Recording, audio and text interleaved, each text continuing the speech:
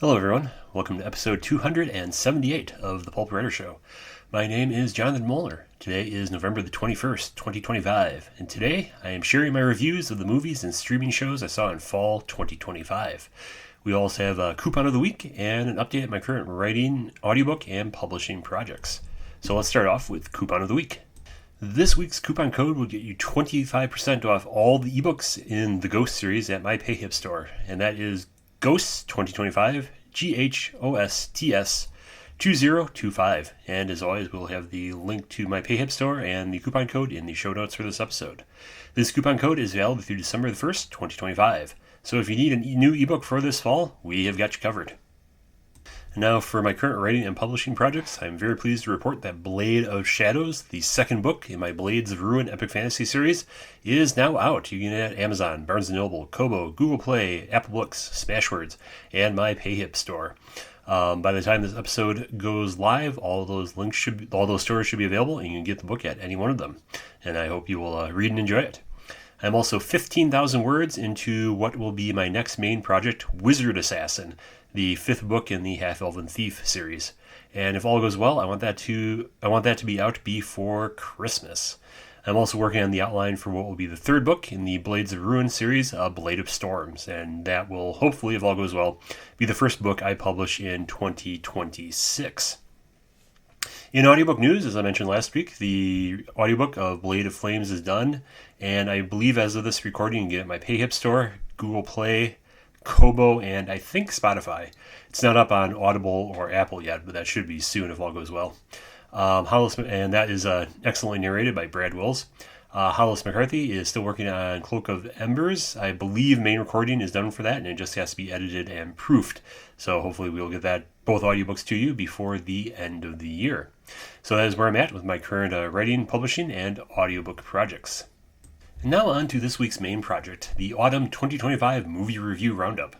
I watched a lot of classic horror movies this time around. The old Universal black and white monster movies from the 30s and 40s turned up on Prime for Halloween, and I hadn't seen them since I was a kid, so I watched a bunch of them in October and November, which seemed an appropriate thing to do for Halloween.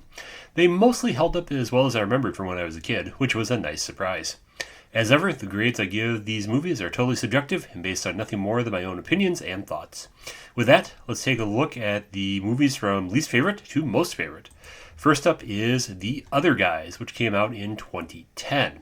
And this is a parody of the buddy cop, cowboy cop movie, along with a heavy critique of the reckless and corrupt culture of late 2000s Wall Street. Dumb, funny movies, I've noticed, tend to fall on either side of dumb but actually funny, or dumb and not funny line, and this one definitely landed on dumb but actually funny.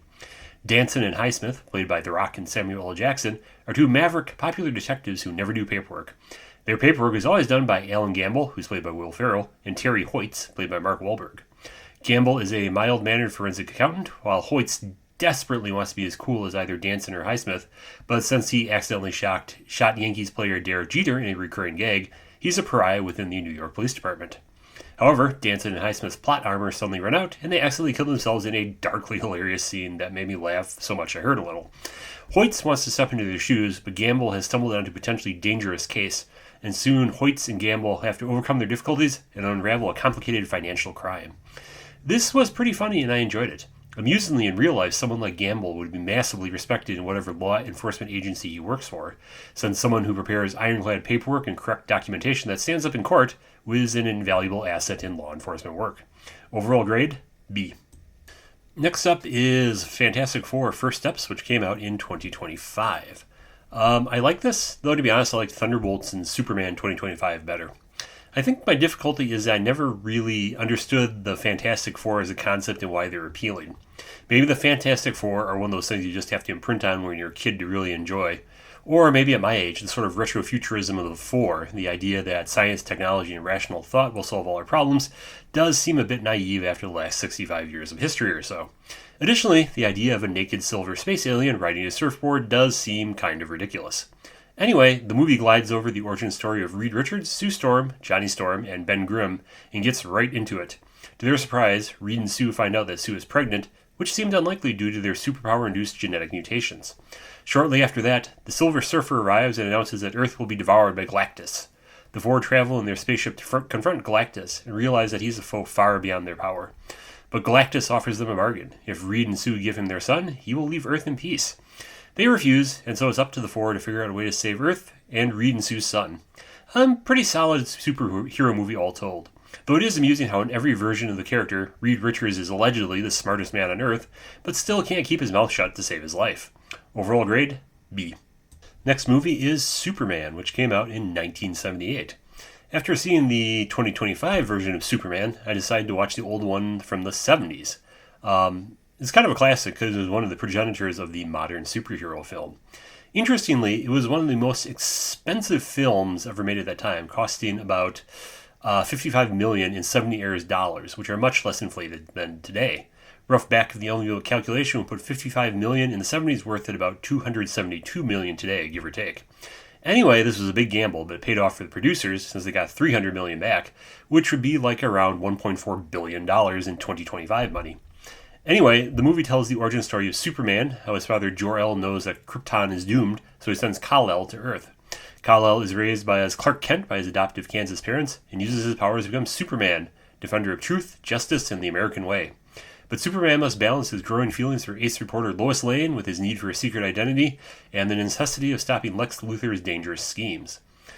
Christopher Reeve was an excellent Superman, and the special effects were impressive by the standards of 1978. But I think the weakest part of the movie were the villains. Lex Luthor just seemed comedic and not at all that threatening.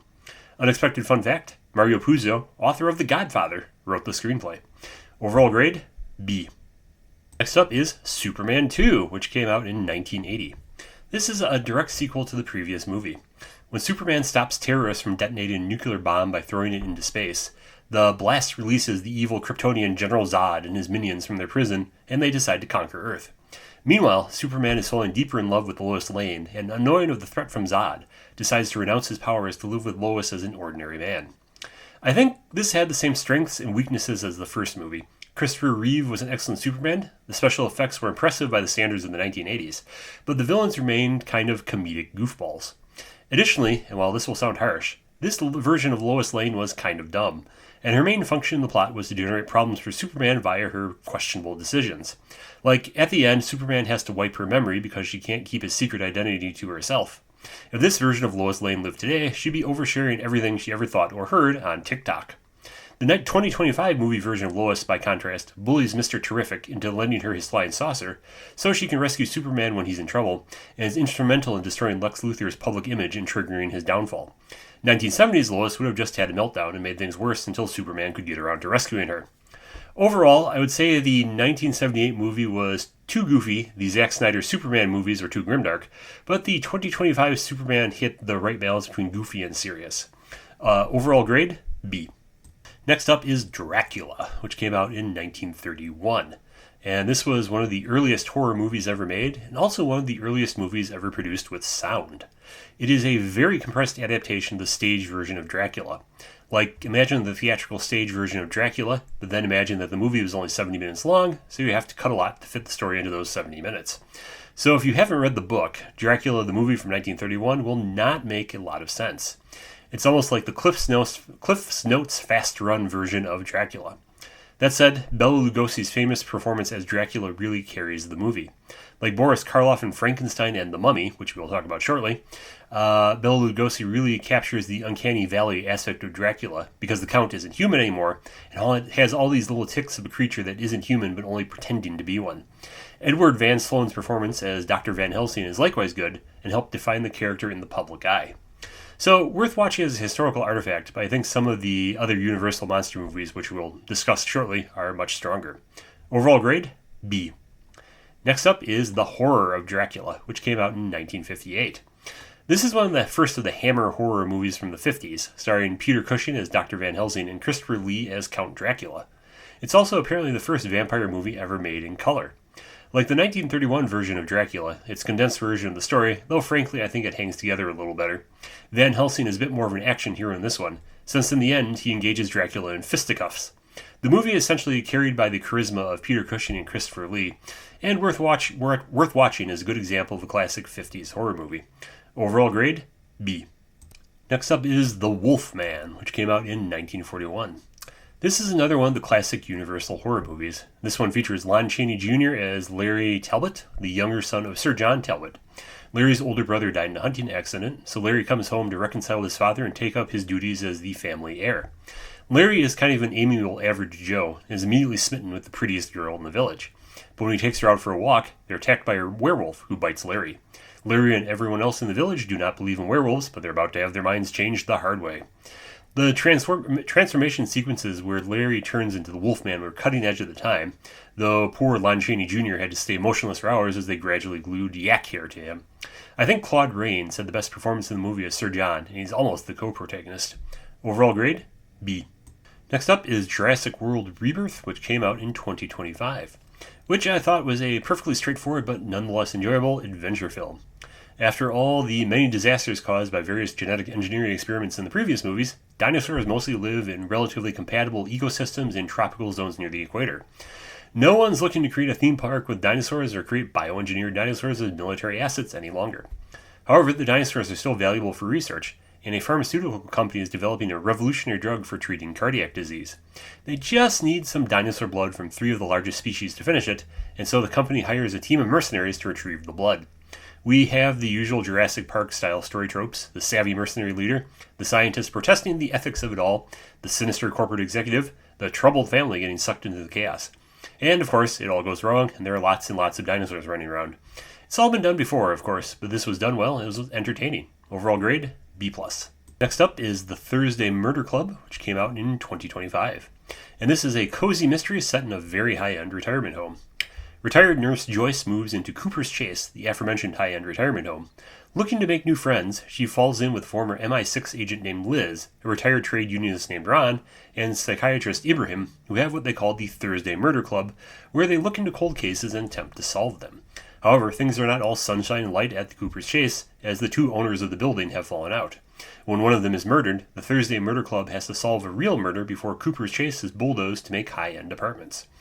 A good cozy mystery with high-caliber acting talent. Both Pierce Brosnan and Jonathan Pryce are in the movie, and regrettably do not share a scene together, because that would have been hilarious since they were both in the James Bond movie Tomorrow Never Dies in the 90s, with Brosnan as Bond and Pryce as the Bond villain for the movie. Overall grade, B+. Next up is The Creature from the Black Lagoon, which came out in 1954. It is one of the last of the black and white classic horror movies, since in the 50s color film was just around the corner. When a scientist finds an unusual half-fish, half-human fossil on a riverbank in Brazil, he decides to organize an expedition upriver to see if he can find the rest of the fossil. The trail leads his expedition to the mysterious Black Lagoon, which all the locals avoid because of its bad reputation. But a living member of the species that produced the fossil is lurking in the lagoon, and while it normally doesn't welcome visitors, it does like the one female member of the expedition and decides to claim her for its own. The creature was a good monster, and the underwater sequences were impressive by the standards of the 1950s. Overall grade, A-. Next up is The Invisible Man, which came out in 1933. And this is another of the classic Universal black and white horror movies. Jack Griffin is a scientist who discovered a chemical formula for invisibility. Unfortunately, one of the drugs in his formula causes homicidal insanity, so he becomes a megalomaniac who wants to use his invisibility to rule the world. This causes Griffin to overlook the numerous weaknesses of his invisibility, which allowed the police to hunt him down. The Invisible Man's special effects were state-of-the-art at the time, and definitely hold up nearly 100 years later. It's worth watching as another classic of the genre. Claude Rains plays Griffin, and as with the Wolfman, his performance as Griffin descends into homicidal insanity are one of the strengths of the movie. Overall grade, A-. Next up is The Mummy, which came out in 1932. And this is another of the original Universal black and white horror movies. Boris Karloff plays the Mummy, who is the ancient Egyptian priest Imhotep, who is mummified alive for the crime of desiring the pharaoh's daughter Enkisenamun. After 3,000 years, Imhotep is accidentally brought back to life when an archaeologist reads a magical spell, and Imhotep sets out immediately to find the reincarnation of his beloved and transform her into a mummy as well, so they can live together forever as undead. Edward Van Sloan plays Dr. Mueller, who is basically Edward Van Sloan's Van Helsing from Dracula, if Van Helsing specialized in mummy hunting rather than vampire hunting. This version of the mummy acts more like a Dungeons & Dragons lich instead of the now classic image of a shambling mummy and dragging bandages. That said, Boris Karloff is an excellent physical actor, and as he does with Frankenstein, he brings Imhotep to life. His performance captures the essence of a creature that hasn't been human for a very long time, is trying to pretend to be human, and isn't quite getting there. Of course, the plot was reused from the 1999 version of The Mummy with Brendan Fraser. That was excellent, and this is as well. Overall grade, A-. Next up is The Wedding Singer, which came out in 1998, and this is basically the Adam Sandler version of a Hallmark movie. Adam Sandler plays Robbie, a formerly famous musician whose career has lapsed and has become a wedding singer and a venue singer. He befriends the new waitress Julia at the venue, played by Drew Barrymore. The day after that, Robbie is abandoned at the altar by his fiancée, which is understandably devastating. Meanwhile, Julia's fiancé Glenn proposes to her, and Robbie agrees to help her with the wedding planning since he's an expert in the area and knows all the local vendors. However, in the process, Robbie and Julia fall in love, but are in denial about the fact. The situation made more tense when Robbie realizes Glenn is cheating on Julia and intends to continue to do so after the wedding. So, it's basically a Hallmark movie filtered through the comedic sensibilities of Adam Sandler. It was very funny, and Steve Buscemi always does great side characters in Adam Sandler movies. Overall grade, A. Next up is Downton Abbey, the grand finale, which came out in 2025. This movie was sort of a self-indulgent victory lap, but it was earned. The writers of the sitcom Community used to joke that they wanted 6 seasons in a movie, and Downton Abbey got 6 seasons and 3 movies. Anyway, this movie is about handing off things to the next generation. Lord Grantham is reluctant to fully retire as his daughter goes through a scandal related to her divorce. The next generation of servants take over as the previous ones ease into retirement. What's interesting is both the nobles and the servants are fully aware that they're sort of LARPing a historical relic by this point. Because by 1930, grand country houses like Downton were increasingly rare in the UK, since World War I wiped out most of them, and crippling post-war taxes and economic disruption finished off many more. Anyway, if you like Downton Abbey, you'll like this movie. Overall grade, A.